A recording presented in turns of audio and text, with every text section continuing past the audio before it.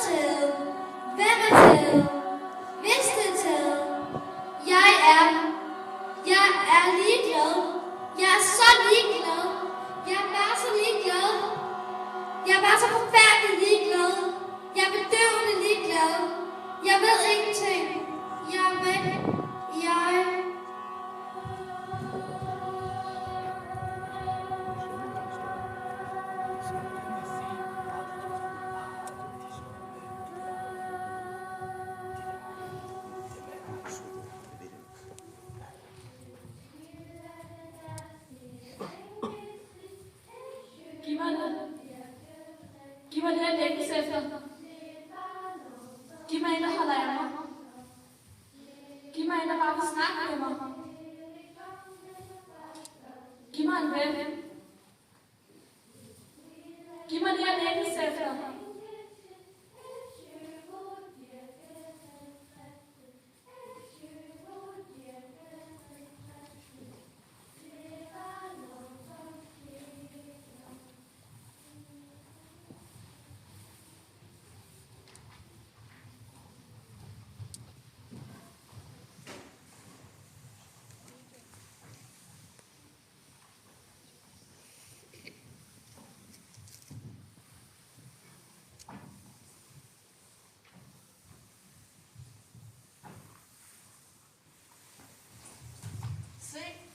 løb op ad trappen. Kom, vi tog bagtrappen. Han var lige rundt om hjørnet. Idiot! Nu hørte han dig! Nu var han løbet ud i Trænsgaard. Jamen, det var sådan en stor Trænsgaard. Hvordan skulle han kunne finde ud? Alligevel! Det tror jeg for lang tid. Jamen se. Der var blod på søsalaten der.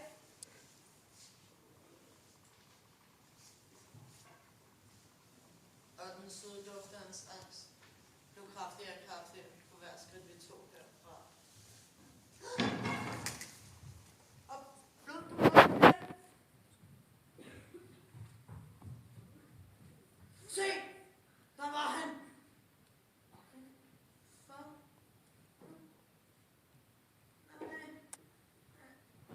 Nej!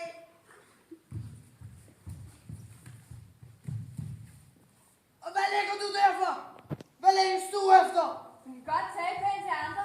Måske længe til selv.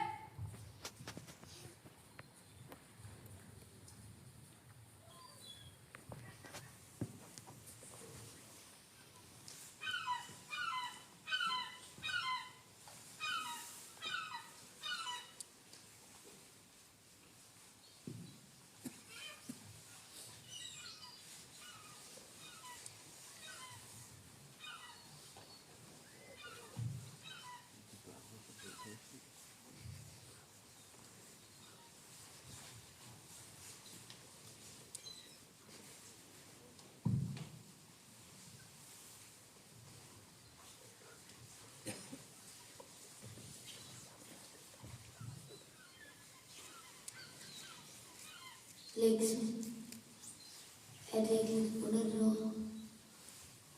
Mange mennesker lider af det. Måske det er ligesom en sygdom. Det er kun få, der virkelig er frie. Længsel tager liv, men det kender vi jo ikke til i hverdagen. Men at lige meget om liv tages, har det ingen betydning, at folk dør. Længsel kan både være godt og smertefuldt. Mange tror meget om længsel, men jeg har min egen teori. Længsel er sig selv. Jeg tror ikke, man kan leve uden.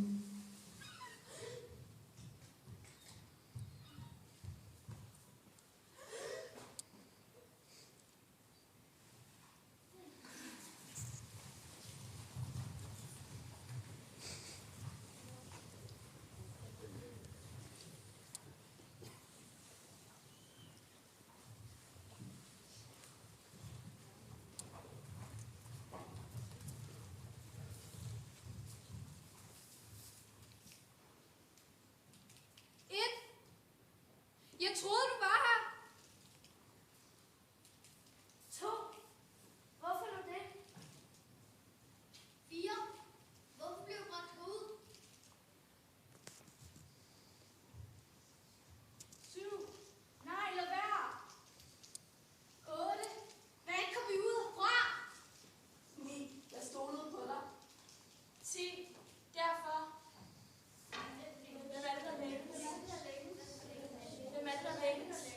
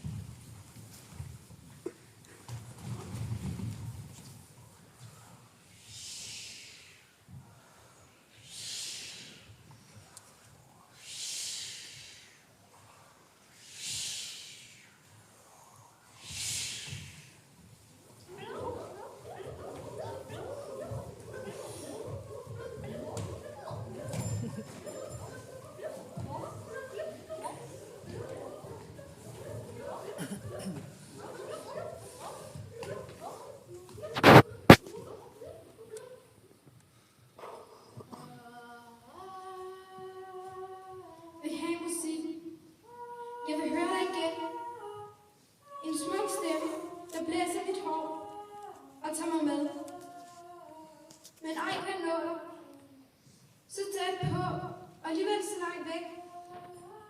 Jeg synger for at nå dig, for at smage tonerne på min tunge, for at følge mig hjem i musikkens verden. Måske er det bare mig, men hvad vil verden være uden toner og smukke stemmer og musik, som blæser i dit hår og tager dig med? Jeg synger, fordi jeg ikke andet kan.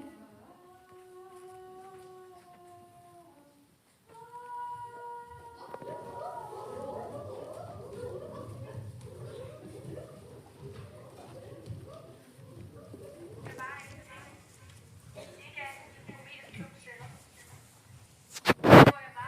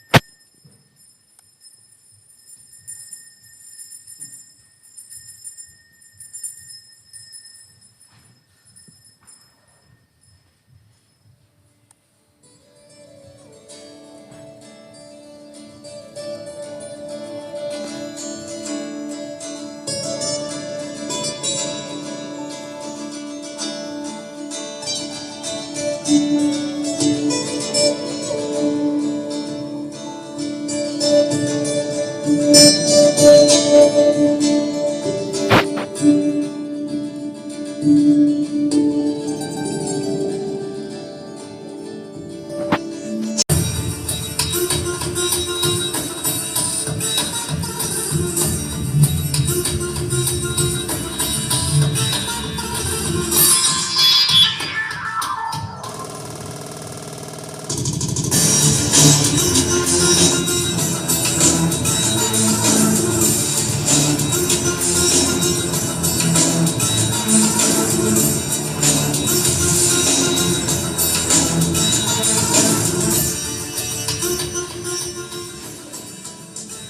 er stadig lige så fascineret af vand, som jeg altid har været.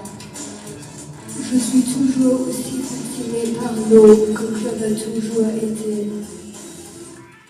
Men nu føles det som lænker om min krop. Mais maintenant, c'est comme des chaînes autour de mon corps.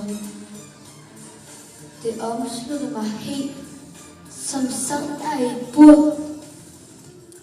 Ça m'embrasse comme si j'étais dans une cage. Før var jeg fri som en fugl, men fuglen kan ikke flyve under vand.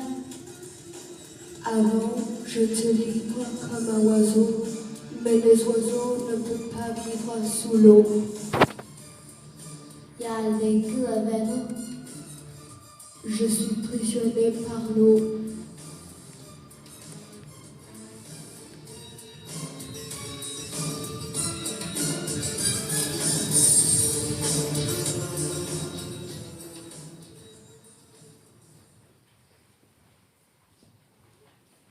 Vi er der hele tiden. Vi holder øje med dig, og vi leger med dig. Når du er allermest tryg, så står vi og kigger på dig. Når du er allermest tryg, det er der, vi slår til. Det sjove er, at du ikke engang ved, hvem vi er. Nej, du ved ikke, hvem vi er. Vi piner og vi plager dig. På alle tænkelige måder. Din familie og venner er også i fare. Vi kan gøre de mest modbydelige ting med dig. Ja, så modbydelige, at din fantasi ikke kan forestille sig det. Nej, det kan vi ikke. Vi kan give dig et hjem. Kan du huske det mareridt, du havde i går? Ja, og vi kan gøre alt. Også de ting, der er værre end det. Din mest modbydelige tanke er ingenting for os. Nej, ingenting.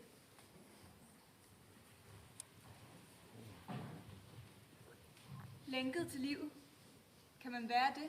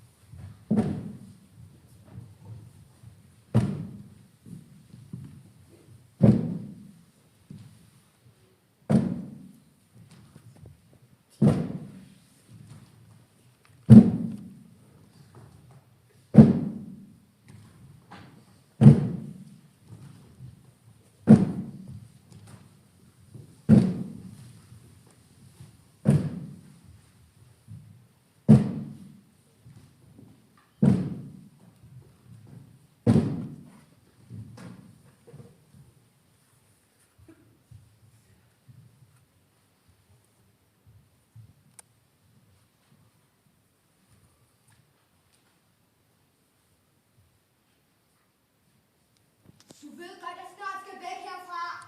Ja. Så du bliver nødt til at tage min plads. Men om du så ikke vil? Du har ikke noget valg. Du er lænket til det her.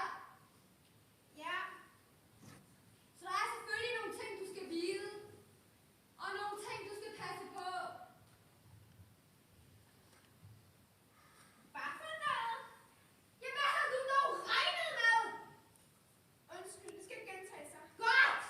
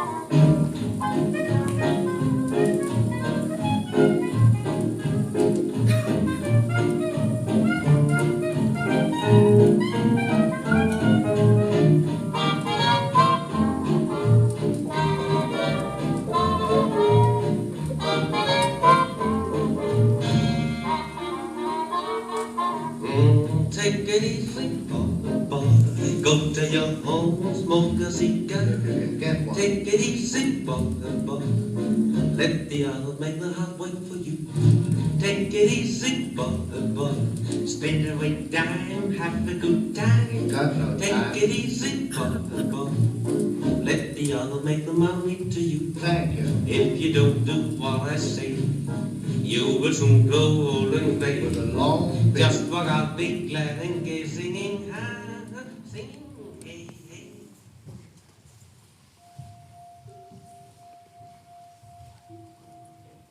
Der var ingen, der kendte hans rigtige navn, for han havde ingen rigtige venner. Det var først, da hans mor døde, at folk begyndte at lægge mærke til ham. Der var ingen, der vidste, hvordan hans mor døde. Ikke engang drengen selv.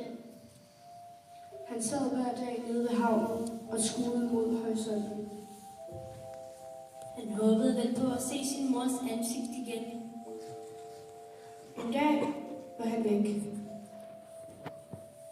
Nogen siger, han løb hjemmefra. Andre siger, han sprang i havet. Hvem ved? Måske er han blevet til havskum.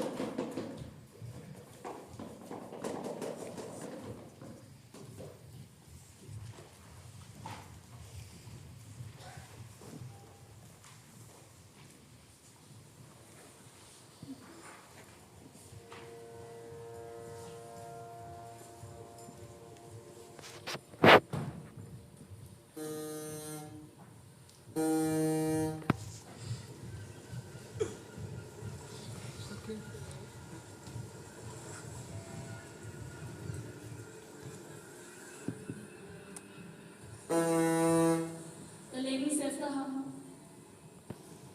Jeg kunne give mit liv for at få ham. Men hvad så? Hvad sker der så? Jeg må jo ikke føle sådan her. Sirener burde ikke føle noget. Jeg længes stadig. Efter ham. Hans øjne. Hvad er der sket? Jeg må ikke føle sådan her. Det er forbudt. Forbudt, siger jeg.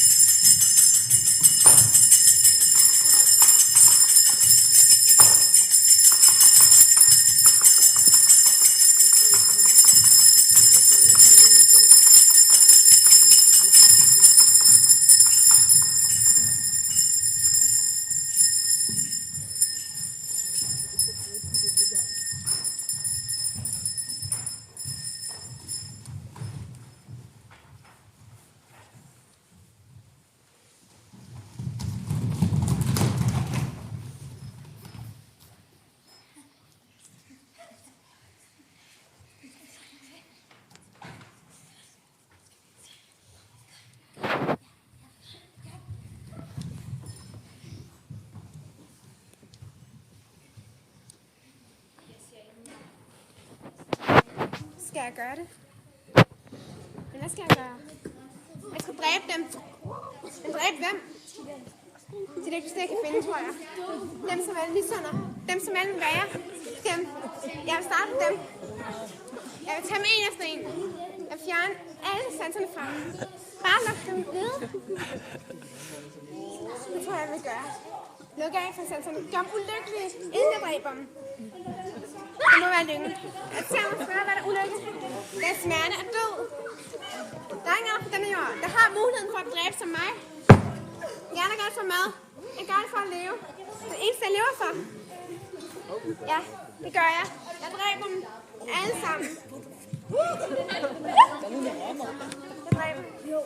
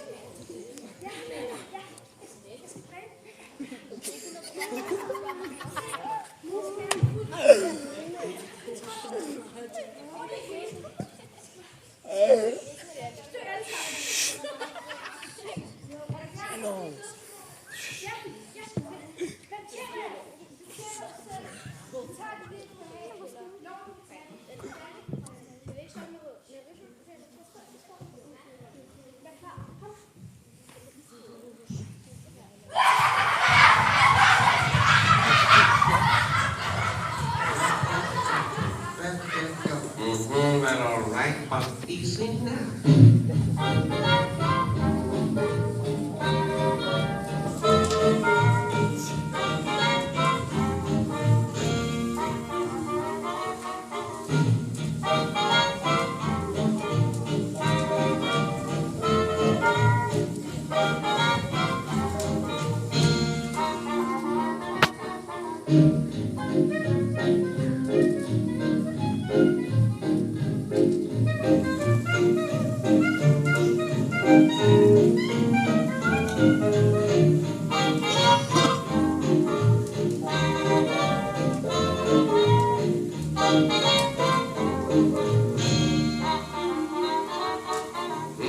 Take it easy, boy.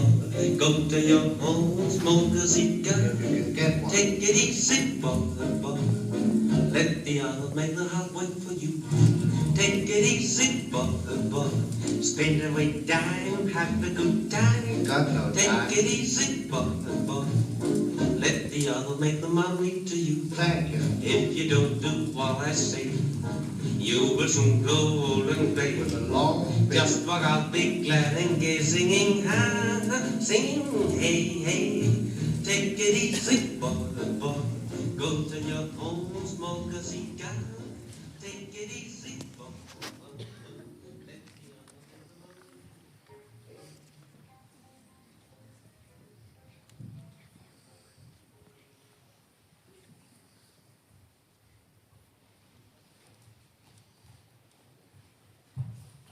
Når der er nogen, der længes.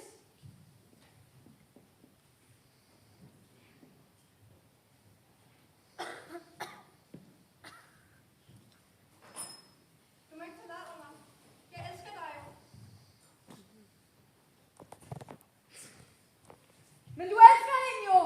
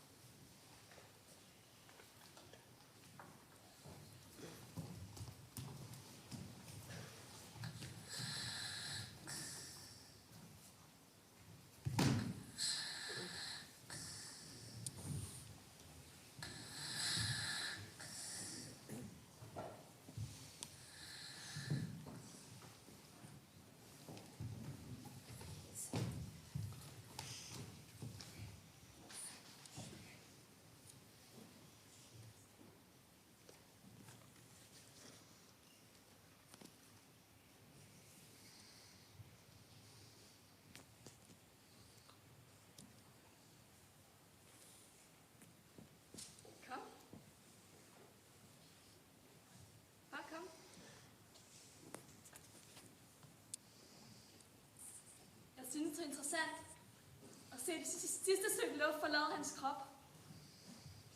Først, det sidste desperate gisp. Det er efter en blød udånding, hvorefter hans ansigt stivner. Det er sjovt at tænke på, at blodet går i stå ind i ham, og at alle organerne straks stopper med at virke. Øjnene tømmes for liv. Den vidunderlige frygt forsvinder, og blikket bliver tomt. Man kan næsten mærke, at han spørger sig selv, hvorfor det skulle ende sådan her. Man fryder sig over, hvor retfærdigt og meningsløst han selv synes, det er, fordi i virkeligheden er præcis det modsatte. Men når lige at se et øjebliks lettelse, før han dør. Lettelsen efter lang tids smerte. Hans desperate hos, hans smertende skrig, før han forsvinder. Det lyder at stjæle hans fremtid, hans drømmer, hans bevidsthed. Det lyder at efterlade hans kone og hans børn, uden nogen til at passe på dem.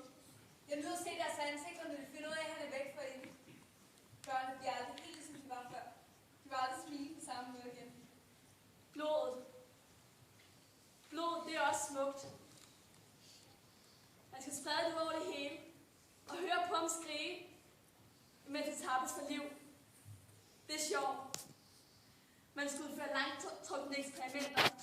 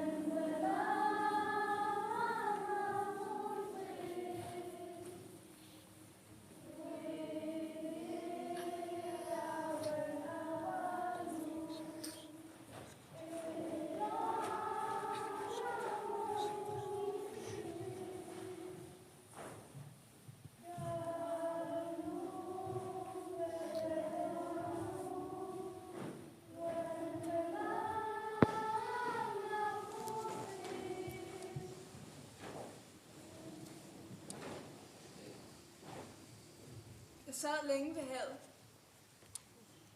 Jeg så en tørre ud og miste livet. Jeg så to, som ikke måtte elske hinanden. Jeg så ondskab, som jeg ikke troede muligt. Jeg så to piger på mit liv.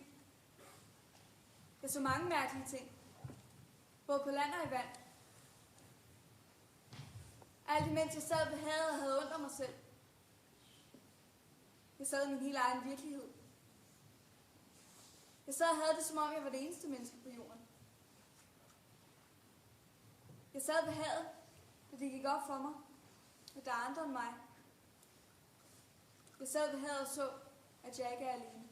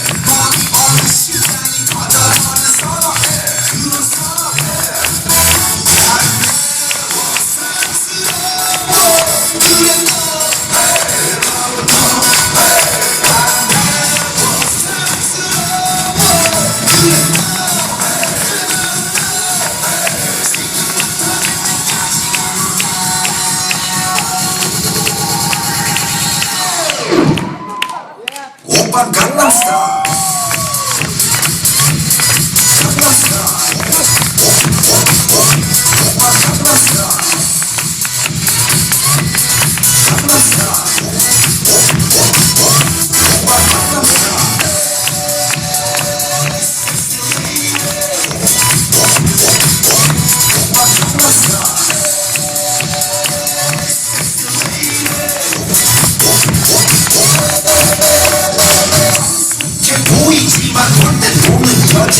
이때가 싶으면 묶었던 머리 푸는 여자 가감시한 웬만한 노출보다 야한 여자 그런 감각적인 여자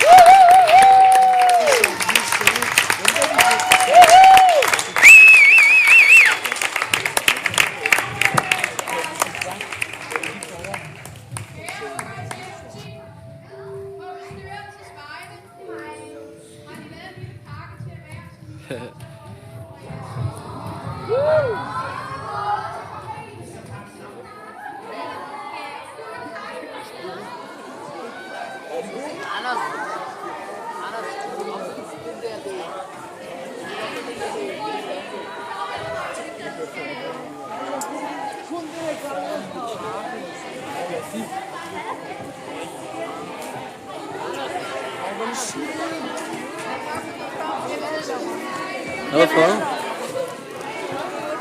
Hvad har du fået, Hugo?